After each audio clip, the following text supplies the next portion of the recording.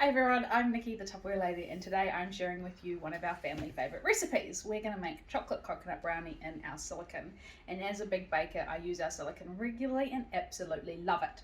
So what do we love about our Tupperware silicone? It is so versatile. So hubby makes a marshmallow and he also does homemade hokey pokey, and they both set so beautifully in here. They're non-stick so they don't get sticky when he does go to take it out. You don't need to use any oil or butters with it, and it's 100% silicone. So what do we mean by that? So if you take your silicone and you give it a little bit of a twist and you get a bit of a white mark coming up, and when you see it you'll know it, that means that your silicone isn't 100% silicone, it's silicone coated and it's got fillers on the inside. Now not all fillers are bad, but what it does mean is that you bought the product and the silicone fillers, the fillers that are inside weren't necessarily noted on the packaging. And when we use our silicone over time with such extreme temperatures in the oven, eventually those fillers start to leach out into the food, and if they are bad fillers they're going to be not so great for your health and will leach into your food. So do the little test, and I have to admit I have done it in a store where I didn't believe it, but I did give it a go. Now we're making chocolate coconut brownie, which is a family favourite. I'm sure hubby runs out and puts a little bat signal up when I make this because everybody seems to visit when I'm halfway through baking. I usually have to bake about 3 or 4 because everyone comes and visits and takes a slice or a whole slice home. Now the other few things we love about our silicone is storage. If you're like me and you want every single piece in multiples, storage can be a bit of an issue. So what we love is you can scrunch it up.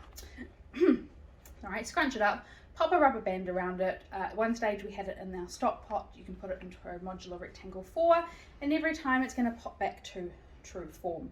The other thing is we have 4 children, with our youngest 2 being around the 3 and 18 month mark. And when you pull your silicone out, it starts to cool down really fast. And so it means that if the kids come along and touch it after I've pulled it out of the oven, 99% of the time it is not going to burn them because it's already started to cool down, which is fantastic. Like I said, no oils or butters needed. If you are finding that you are cooking with our silicone and you are going to take it out and your food is sticking, a couple of things to remember. I always give it a thorough wash and dry before using. The other one is if you go to tip your food out and it's too hot, it's going to stick. So you actually need to let it cool down. And what you can do is if you can kind of pinch the side or pull it away and it's coming away from what you've made, then you know it's ready to be flipped out. So now we're going to go over to the stove top and we're going to get started on our brownie. Alright, now that we've moved to the stovetop, we are going to be using our 2.5 litre saucepan.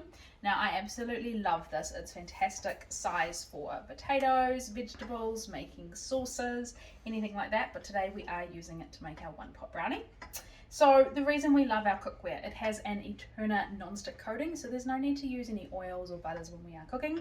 You get your element going and it's used on all cooktops, including induction, and basically pop your pot on for a couple of about 30 to 60 seconds and just let it to start warming up. A couple of other great features is it has an encapsulated base, which means we get really nice even heat distribution and no hot spots, which is great with our frying pans because then you get perfectly brown pancakes. They look awesome. We have a hollow handle, which means this is not going to heat up, and there is a little guide, so if you kind of pop your finger here, it's got a nice little indent, so it's really nice and comfortable to hold, but that's giving you an idea that you don't want to let your fingers go too much further because of this part here is going to start to heat up. You can pop it into the oven. Just be aware that if you pull it out of the oven, the handle is going to get hot. So we're going to move this over to our gas top, and then we're going to start melting our butter and getting onto our brownie. Get our butter in here and starting to melt. So I have pre-measured everything so that we can be nice and safe at the stovetop and get everything going. Now we have our amazing KP tool range. We are going to be using our KP tool beater, and the reason we love this is it's heat resistant.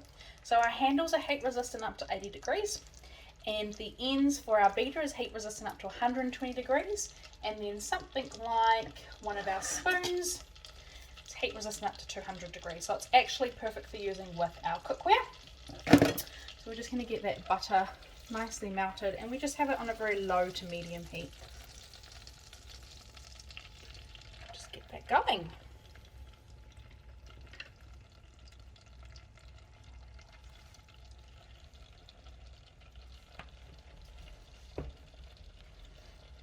We're also going to be using our spatula. Now I absolutely love our spatula. So our spatula is also heat resistant, so it's fantastic for using in our fry pans and pots. It is stain resistant, so I used it tonight when I made meatballs. Made a gorgeous homemade meatballs with tomato sauce, and this is the exact one that's now been washed, and we're now going to make it with our brownie. So it's heat resistant, it's stain resistant, it's detachable, so we can actually pull the head off here. And this is important because it's great for cleaning. Well, your spatula is within like the top 3 utensils in the kitchen that carry the most bacteria. It has a very cornered straight edge size, and then we've got the rounded side here. Now this is absolutely fantastic for getting right into the edge of everything. The other great thing I love for it is we are a family of big peanut butter eaters. So we buy the big large jars of peanut butter, and it gets to the end and the kids struggle to get the last little bit out. So by using our nice rounded edge, I can actually get our peanut butter jar looking pretty much clear, which is fantastic. So if you've got any of our cookware, you don't want to be using any metal utensils because it will scratch your non-stick coating. So you want to make sure you are using something like our KP tools. There we go, and we are just going to use that in our cocoa. I'm using our fantastic measuring cups, and again, like I said, we're getting that beater in there. A great stir. Now the handle is heat resistant, but you don't want to leave the handle sitting like this because that will start to melt. It's heat resistant, but it's still going to have the melting if it does get left there. Which is why we absolutely love having our spoon rest, because it means that I can move our beater from the pot onto our spoon rest with not a lot of mess. So we're just going to give our cocoa a stir on a low to medium heat for about 1 to 2 minutes. Just giving a little bit of a bubble there. Don't want it into a raging boil, so that's why we do have it again on that low to medium heat. But look how quick that butter melted.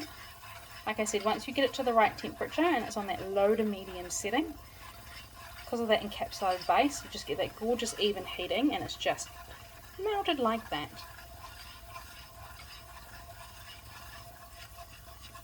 A few bubbles coming there. There we go, so we're almost ready, and what we're going to do is we're going to turn the heat off, and we're going to move our pot off the heat a little bit closer so that we can add the rest of our ingredients in. There we go, that should be fine. Go. So we're just going to move that over to here, and we're just going to add in our sugar. So I will include the recipe later on so that you guys can make this at home as well. But like I said, it's so quick and easy to make, and you wouldn't be stopping to explain everything, so you could have this whipped up a lot faster than how you see it being done right now.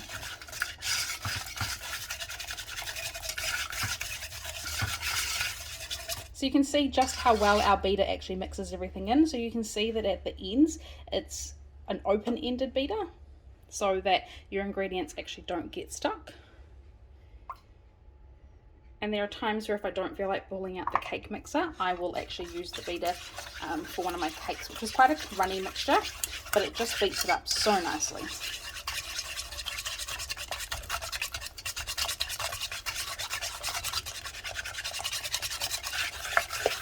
So we're just getting those eggs stirred in nice and quickly, one at a time, to make sure they're mixed thoroughly, because if you don't mix them thoroughly, they will start to go towards the egg, and the egg will actually start to cook, and that's not what we want right now.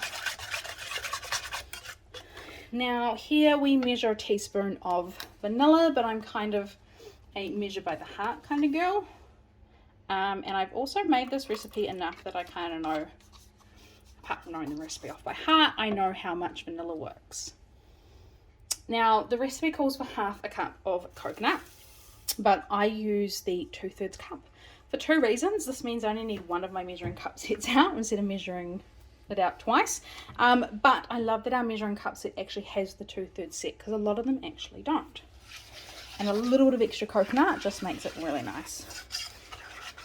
Again, getting that all thoroughly mixed in. Now the other reason I love the brownie is because we can cut it up into bite-sized pieces, which is perfect for the kids as a snack or a lunchbox treat. We can cut it up into slightly bigger pieces for a shared morning tea, for a party. Everyone knows that at my children's birthday parties there will always be a couple of brownie slices. Or you can go for a slightly larger and decadent size, which is how we're going to plate it up and make it into a little bit of a dessert with some ice cream. And that to me sounds like an amazing dessert. And like I said, one pot, a few measuring cups, no big mess afterwards. Absolutely awesome. And that is our one pot chocolate coconut brownie done. It's thoroughly mixed. So I'm just going to use our spatula so we have no waste of ingredient on our beater. Now if the kids were up, they would be sitting next to me trying to see if they could get these to lick. But thankfully they're not here, so we'll get that all into there. And then I just do one last little wrap around just to make sure that we're thoroughly mixed in. And I don't know if you can see that, but you can just see that when you using the spatula how amazing it just gets everything, pulls it away from the side, nothing's sticking. That's perfect. So we're going to head over to the countertop and we're going to pop this in our silicone and pop it into the oven. Right, so here is one that I prepared earlier. Like I said, when I need to make one for an occasion, I also need to make one for the family. So as you can see, if I pull here, you can see how it's coming away quite nicely on the edges, which means it is ready to be turned out. So I'm just going to flip it. And that has been sitting long enough that it has literally just fallen out, because I can pick that up and we're off to go. But if it was still slightly warm and it was still coming out, the other great thing to do, just to make sure you're not rushing, is to actually peel your silicone back like this. And then look at that. And we can put this onto a wire rack.